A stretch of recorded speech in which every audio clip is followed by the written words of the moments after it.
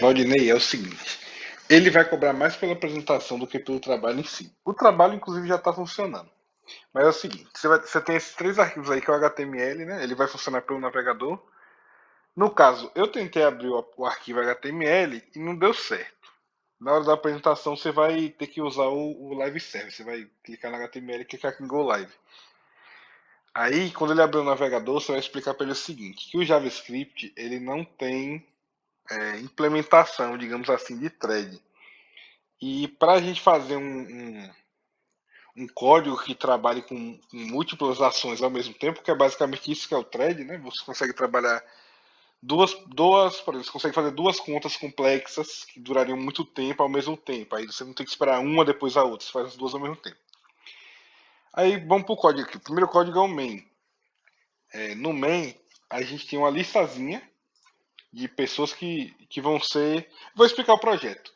Esse projeto é como se fosse uma lista de pessoas que vão para uma festa. Sei lá, é para uma lista de pessoas que vão para qualquer lugar, tá ligado? Aí essas pessoas são aqui. Essas pessoas têm um nome, tem o objeto, né? Cada pessoa é um objeto e a pessoa vai ter um nome e vai ter essa variávelzinha aqui que diz se ele é membro desse lugar que a gente está indo ou não. Nesse caso, se ele for membro, ele só aparece na tela. Por exemplo, vai aparecer lá, Joel. Mas se ele não for membro, que nem o Fabrício aqui, ele tem que ser registrado primeiro e depois que ele for registrado que ele aparece na tela. Aí, quando ele é membro, ele é true, verdadeiro, né? E quando ele é false, é falso. Aí essas pessoas, elas entram nessa funçãozinha aqui, ó, mostrar pessoas,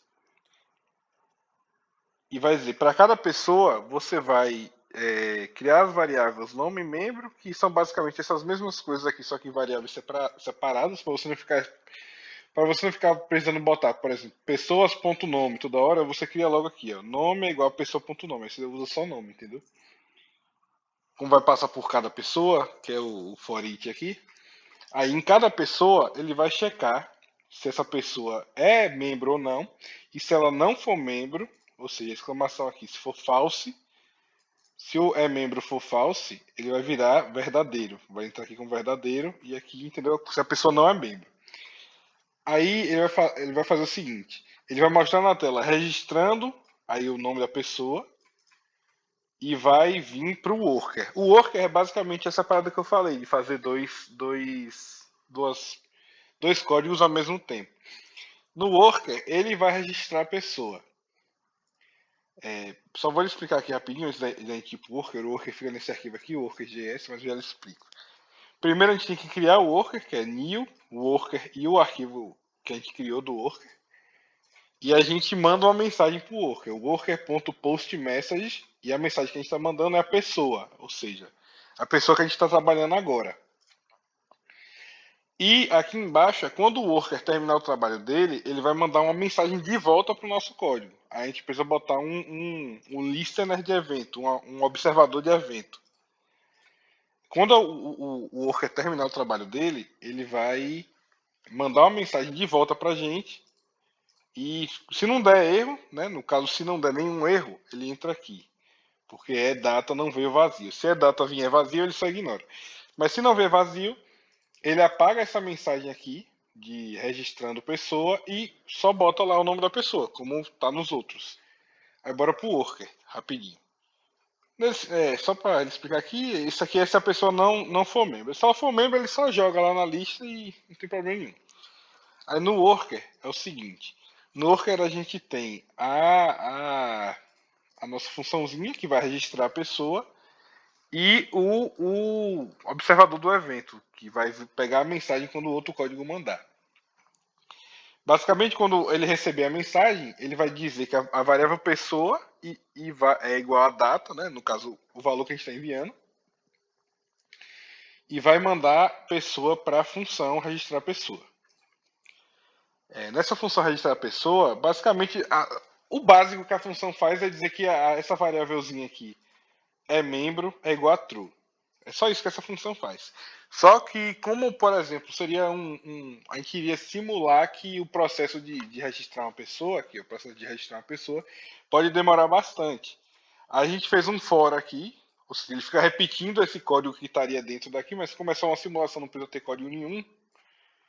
Ele fica repetindo esse código aqui, essa quantidade de vezes. Nem sei quanto é aqui. É 1, 2, 3, 4, 5, 6. 1 bilhão de vezes. Ou seja, isso aqui vai demorar o quê? Uns 5 segundos, 10 segundos para ser realizado, etc. Isso aqui é só para simular que a gente está demorando mesmo. Por exemplo, digamos que teria que, num caso real, né? A gente teria que mandar para um servidor, esse servidor teria que trabalhar, checar se os dados estão certos. É esse tipo de coisa. Isso aí pode demorar bastante, né? A gente está simulando ele aqui. Aí a gente basicamente pega essa pessoa que foi recebida pela função, diz que o membro é verdadeiro e devolve, manda a mensagem de volta para outro código, dizendo que. Só manda, ignora esse true aqui, não precisa explicar não. Só fala que ele mandou a mensagem de volta. No outro arquivo, se você quiser. Se você não estiver explicando normal, você só vem daqui, você volta e mostra essa parte.